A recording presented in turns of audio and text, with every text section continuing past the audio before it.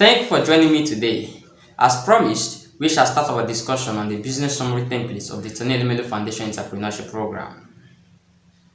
Yes. Today we shall talk about the first and most important section of that template, and that is the problem and solution statement. Before we do that, I would like to give you 3 rules that should guide you as you fill the templates. Number 1. Do not attempt to copy from previous year's beneficiary. TEF does not just run plagiarism tests. They have a mechanism to checkmate that. They are aware people will make attempts to copy from alumni. So they have a mechanism to checkmate that. Do not push yourself to a very tight corner. That's it. Number 2, do not exceed the word limit. Each section have a word limit and you have to keep to it. Do not exceed that. In fact, you do not even need to equal the word limit. In my time as an entrepreneur, back then, I always leave about 5 words to the limit. So for example, in this case that you have 150 words to write in your problem and solution statement, you have to write, I will encourage you to write nothing more than 145 or highest 148. Let me tell you the risks involved when you write exactly 150. On the desk of the reviewer, perhaps in a Word document format, he or she might mistakenly tap on the spacebar button on her keyboard and that gives you an extra 1 word. And you know what that means. Okay, number 3. Ensure you answer all the questions in the context of each section. Each sections have a drop-down question. You are to answer all these questions. Today we shall focus on the problem and solution statement and how you will answer the questions. Because the problem and solution statement have 3 questions. Before we look at the template, let me first admit that there are several approaches you can use to describe the problem your business is solving. But TEF has indicated special interest in the storytelling approach.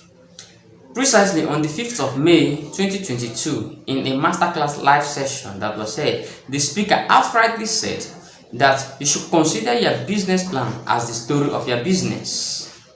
That means, while writing your business plan, they need to hear the story of your business. Very important. And that's the approach we will use to answer the problem and solution statement today. Now, let's look at the templates. Okay. You have 3 questions here. First, how you came up with this business idea. Second, what problem you are trying to solve. Third, how your business solves this problem. Away from that, you also have a very important message here that when describing your problem, make sure that you quantify the significance of this problem in terms of loss. That is, time, money, and other resources, or uncaptured value. Take note of that. Having said that, let's move straight to answering these questions. The first question, how do you come up with this business idea? Let me inform you that there is a disturbing statistics that over 50% of startups died within the first 5 years of operation. What's the cost of this? The motivation.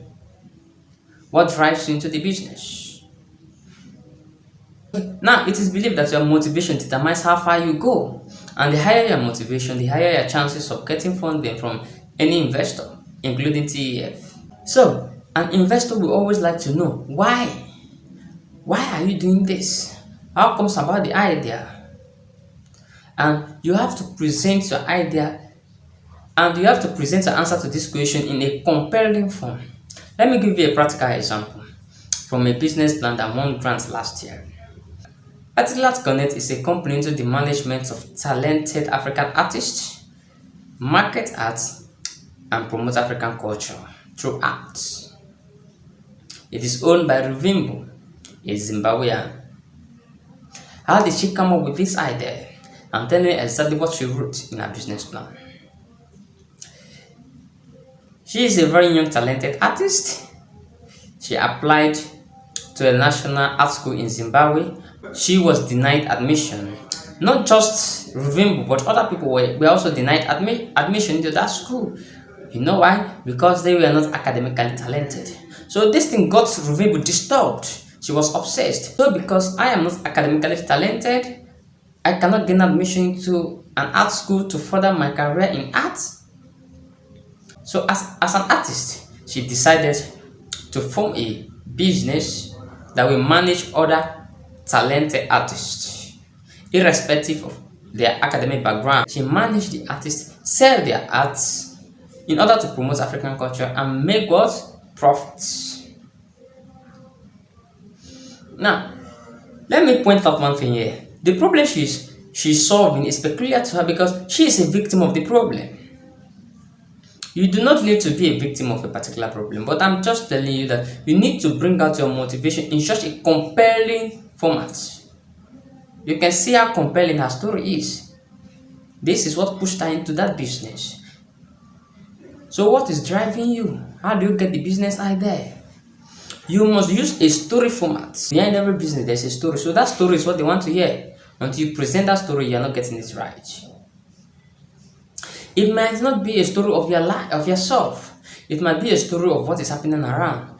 Because you can solve problems of people, of what, like, okay, assuming I am not an artist, and let's assume I am in Zimbabwe, and I notice that I can also say, okay, because of what is happening to Ruvimbu and others, let me set up a company that will manage these talents, sell arts, and promote African culture. I do not need to be denied admission, but I can bring up that story. And by then, you've answered how you came up with your business idea, because something must push you to do it. Other people just, maybe because they have money, they just ask their friends, what business is blooming now? Okay, what business should I go into? What business is profitable now? And they just say, okay, go in for poultry farming. You just set up your farm, and perhaps you hear of Tony Middle Foundation entrepreneurship program, you apply seeking for funding. What makes you to go into poultry farming? I will not share that because I know most of the applicants are into poultry farming, and if I should share it, they might copy the verbatim. By that time, I'm not helping you. You might end up sabotaging your chance, because once you start copying TEF, your guess is as right. Because once you start copying TEF, it disqualifies you. So I will not use that as an example. So you need to, but what you need to note here is you must bring up a story, and that story must be compelling enough. It must not be about you. It should be about your target audience. It can be, yes, your target consumers. It can be. It must not be about you, but it should be a story. Away from that, let's answer the second question. What problem you are trying to solve? Now, I will still use Untitled Connect to address this question, and I will also use a different business idea to address this same question. I will address it in two perspectives. Now, let us take a look at the notes, because the foundation have indicated that while describing your problem, quantify the significance of the problem into loss of time, money, or other resources, or uncaptured value. Two things are there: either loss of resources, which involves time and money, or uncaptured value. Untitled Connect captures the uncaptured value. Sorry to use that word twice, but that's it. They were focused on the uncaptured value, which is the African talent, those talented artists. That's what moved them. So when they are quantifying this problem, they did not need, you must not bring up the issue of saves so amount of money or a particular time. You just have to come up with either loss of resources, which involves money and time, or value. For Untitled Connect, they were concerned with the uncaptured value. And from the analysis of the story, you can easily address the problem you are solving. Let me answer this same question with another business idea. Let me answer it from a different perspective. There is a lady from Kaduna State, Nigeria.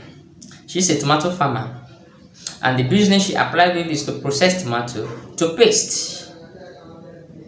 Processing fresh tomato to paste. Now, what problem is she trying to solve? By the climatic condition of Nigeria, tomato is mostly grown at the northern part of Nigeria. Then it is transported to the south. But the cost of transporting tomato, not just cost, but the transportation of tomato from the north to the south always lead to great loss. In fact, on an average, transporting a trailer load of tomato from the north to the south will lead to 30% loss on an average. So, to transport this tomato from the north to the south, if the value of a trailer load of tomato is $1,000, that means 30% of it is $300. So, a farmer will lose $300 at every trailer load of tomato that is moved from the north to the south. You see how bad it is. So, what this lady is into, I will not mention her name. What this lady is into is she processed this fresh tomato to paste, so that you can now move it from the north to any part of the country without any loss. So if she's processing a trailer load of tomato, she processes it to paste. You can transport it to the south, you can transport it to the east, you can transport it to the west without loss. So she is saving a farmer $300 per trailer load of tomato. That's the significance of our problem. $300. By that, we've quantified the significance of that problem into loss of money. There are several other ideas. There are several other ways you can quantify it to loss of time and all that. But I just make this video to be a guide to you. Let us answer the last question now. The last question is the simplest. How do you solve this problem? That's our business. So, in the issue of the tomato farm, how does she solve this problem? She solved this problem by doing what? Processing fresh tomato to paste. So, the issue of Ruvimbu, how does she solve this problem? She solved this problem by doing what? Managing the African artist. Those untapped and uncaptured values. She managed these talents, promotes them, sell their artwork, and make profit. Then they get paid too.